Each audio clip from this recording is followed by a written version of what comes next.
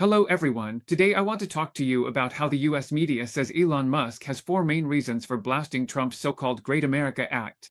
Also, according to the New York Times, the US insists on being the only one in charge and demands the world obey, but now China has stepped up and is challenging America's dominance with rare earths. Sometimes, when elite US media put aside their biases, they can actually see American issues quite clearly. China's challenge to the US-led order is causing Washington to fall into an unprecedented state of strategic anxiety. For example, the New York Times analyzed that the current US-China rivalry has evolved into a battle over supply chains. On June 4th, the New York Times published an article titled "The US-China Trade War Has Escalated from Tariffs to a Battle Over Supply Chains," which pointed out that the contest between Washington and Beijing has now gone beyond just tariffs. Both sides are restricting the sharing of key technologies and resources, which is having a lasting impact on dozens of industries. A trade struggle with potentially even deeper consequences has now escalated. The New York Times analysis pointed out that behind the Trump administration's move in May to seek a temporary truce in the tariff war in Geneva, there were warnings from American businesses that a sharp drop in Chinese imports could leave U.S. store shelves empty by the end of the year, as well as crisis signals coming from the U.S. stock and bond markets. But what really seemed to force the US to seek reconciliation was China's rare earth restrictions.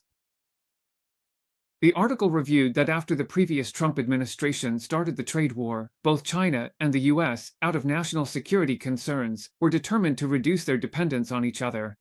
However, these measures are costly and painful. For example, since 2022, the US has been steadily expanding a global system to regulate advanced semiconductors, aiming to prevent this technology from flowing to China. These regulations are intended to limit China's access to artificial intelligence and advanced computing technologies that could strengthen its military capabilities. However, these measures have faced strong resistance from American semiconductor companies that see China as a major source of revenue. Nevertheless, the US government has continued to extend these export control measures around the world, even prohibiting companies from other countries from selling products to China that are made using American components, technology, or software, such as lithography machines. Even though some foreign governments are angry about these regulations, many have chosen to comply. This system is based on the idea that the US is the only global superpower, and other countries must follow its rules. The US insists on being the only one in charge, demanding obedience from the whole world. As a result, only China has stepped up to challenge the US. China's control over rare earth exports is one way of challenging America's dominance. Beijing has set up a licensing system for mineral exports, allowing it to supervise and approve Chinese companies selling rare earths and rare earth magnets to the rest of the world. This April, when Trump raised tariffs on China to 145%, China responded by using the licensing system to suspend many rare earth exports. These export controls have disrupted the core supply chains of global car manufacturers, aerospace companies, semiconductor firms, and military contractors. According to the New York Times, these industries are already among the few remaining pillars of advanced manufacturing in the US. China's rare earth controls have put enormous pressure on the US government. The New York Times added that this precise countermeasure from China has made officials in Washington even more anxious. There is also the possibility that China could cut off other critical US industries, such as pharmaceuticals and shipping.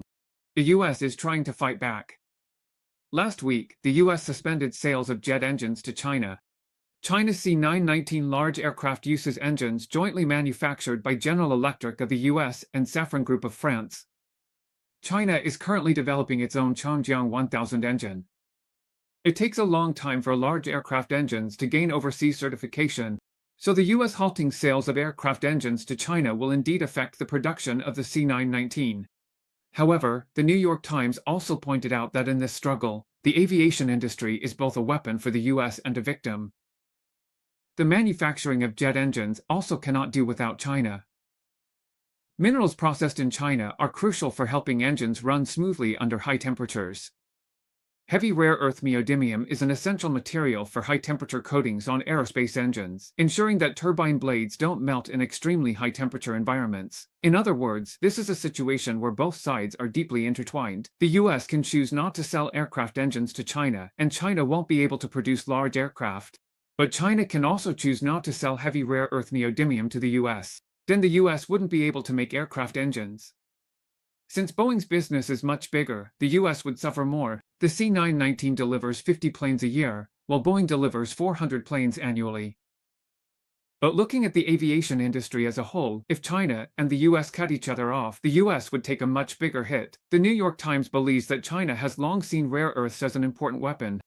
Daniel Rosen, co-founder of the research firm Rhodium Group, said that Beijing realized years ago that rare earths would drive advanced technological innovation and subsidize the development of rare earth supply. But the US seriously underestimated its demand for rare earths. China mines over 70% of the world's rare earths and processes more than 90% globally. According to figures from the International Energy Agency, China also produces over 80% of the world's batteries, more than 70% of electric vehicles, and nearly 50% of the world's steel and aluminum. Rosen said that if the US wants to secure supplies of key goods to replace those from China, it may need to invest hundreds of billions of US dollars and be willing to build global partnership supply chains outside of China. However, Rosen believes that doing so would be extremely expensive, and there is still a long way to go. After reading the New York Times article, we can sum it up like this.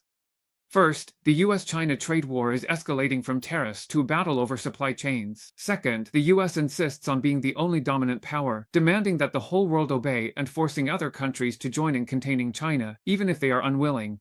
As a result, China has stepped up and is challenging US hegemony with rare earths, plunging Washington into an unprecedented state of strategic anxiety. Third, the US doesn't have any alternative solutions to deal with China's supply cut, which seems to suggest that the US can only reach an agreement with China. This also explains why China has the leverage to stand firm in the US-China negotiations. You just want to talk about it. As soon as Musk left the US government, he started openly criticizing Trump's beautiful bill, saying it was disgusting. Musk posted on X, saying, "Sorry, I really can't take it anymore. This massive, ridiculous congressional spending bill, full of political corruption, is simply disgusting. Those who voted in favor of this bill should be ashamed. You know what you did was wrong, you know it." Regarding the ever-increasing US debt, Musk said that the huge spending bill is bankrupting America. Enough is enough. Trump's Great American Bill is actually a massive bill. It continues the tax cuts from when Trump took office, raises the cap on state and local tax deductions for individuals, increases defense spending, boosts tax credits for children and families, and eliminates a range of clean energy incentives. Republican Rand Paul said this could raise the US debt ceiling by $5 trillion. After Musk posted online, US news site Axios exclusively reported, citing two sources who had spoken with Musk, that the billionaire's real dissatisfaction stemmed from not receiving favorable treatment in this bill and in the overall policies of the Trump administration. According to the sources, it seems there were four turning points that led to Musk's sharp criticism of the Trump bill. First, this bill cut the tax credit policy for electric vehicles, which originally benefited Musk's Tesla company. By the end of April this year, Musk's company had voluntarily spent $240,000 lobbying to keep this tax credit. Sources said that Musk himself also worked behind the scenes to push for the preservation of this policy in the Big Beautiful Bill, but it was all in vain. Second, Musk was previously hired as a special government employee working at the White House. This advisory position is legally limited to a term of no more than 120 days, but Musk once tried to negotiate an extension. In the end, White House officials made it clear that Musk could not continue in this role. Third, sources said that Musk also tried to push the U.S. Federal Aviation Administration to use his Starlink satellite system in the nationwide air traffic control system. However, the federal government rejected this due to concerns over potential conflicts of interest and technical considerations. Another source said that the air traffic control system could never rely entirely on satellites to operate. Fourth, the final straw that seemed to break the relationship between Musk and Trump was when the White House suddenly announced on May 31 that Trump would withdraw the nomination of Jared Isaacman for the position of NASA administrator. Isaacman happens to be a good friend of Musk. As everyone knows, NASA in the US was never particularly fond of Musk's SpaceX before, and went to great lengths to have Boeing compete with them. People originally thought that after Isaacman took over NASA, SpaceX would finally have an easier time.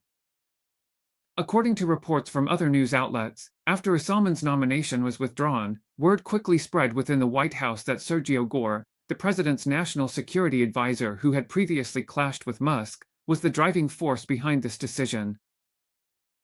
A White House official bluntly said that this was Sergio's way of giving Musk a parting shot, in a rather crude manner.